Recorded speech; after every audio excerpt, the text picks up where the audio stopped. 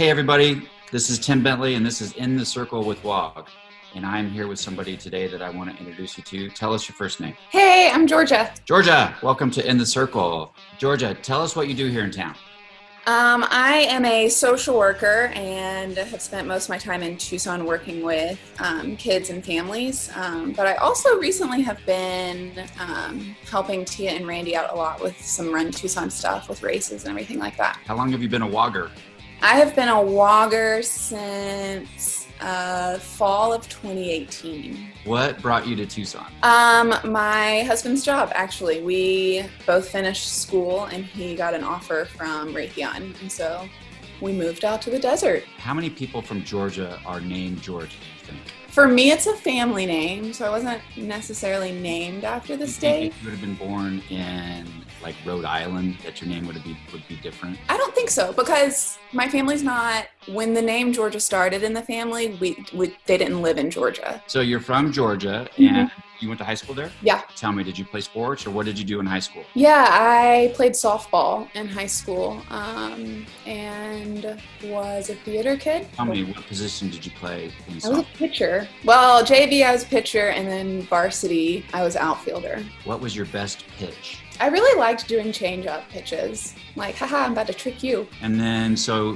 where'd you go to college? A very small school, Georgia College and State University. So your name is Georgia, you're from Georgia, and you went to Georgia College. Absolutely. Yeah, and that's where I met Ben. We lived in the same dorm. When did you guys get married? 2015, about a week before we moved to Arizona.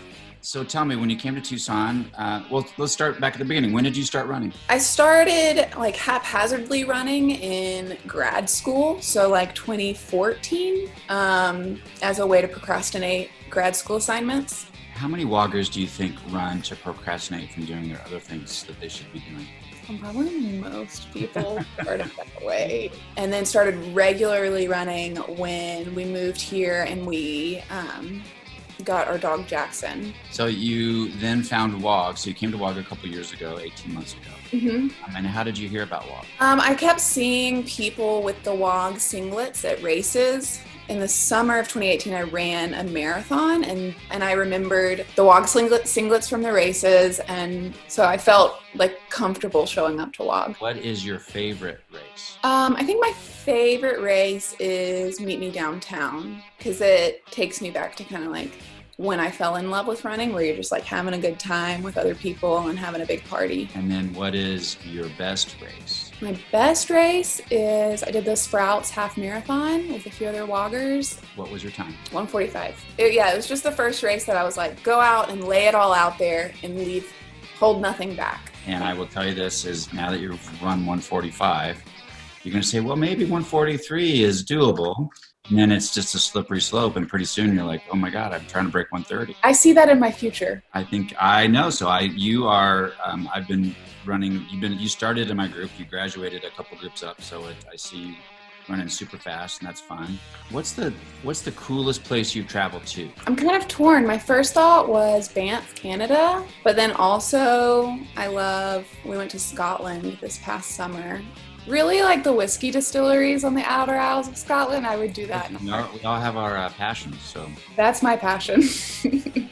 So when all this craziness is done, what are your plans? What's next for you, Georgia? So my husband has just recently accepted a job in California, where it's really bittersweet because it's not really the most ideal time to move, but we'll be living in the Bay Area come June. Gosh, that is, well, congratulations. It's bittersweet for us, and we all come back. Because this whole time I've been like, I'm not a desert person. The desert's beautiful, but I'm not a desert person. And the moment it was finalized that he had the job and he chose a start date, I was like, oh my gosh, you're taking me away from the desert. I love the desert. Tell me, if you had to, could you strike out Randy Aceta with the softball right now? Easy. Who do you think would be the hardest person to strike out in the WOG community right now? Oh gosh, that's such a difficult question. We're all big hitters, so come on. Tia? But she would be really gracious about the whole thing. She would apologize when she would hit She would home. be so kind about it. But yeah, somebody who's like quietly, competitively stubborn. That's like half the people I know, and that's all of the WOG people I know.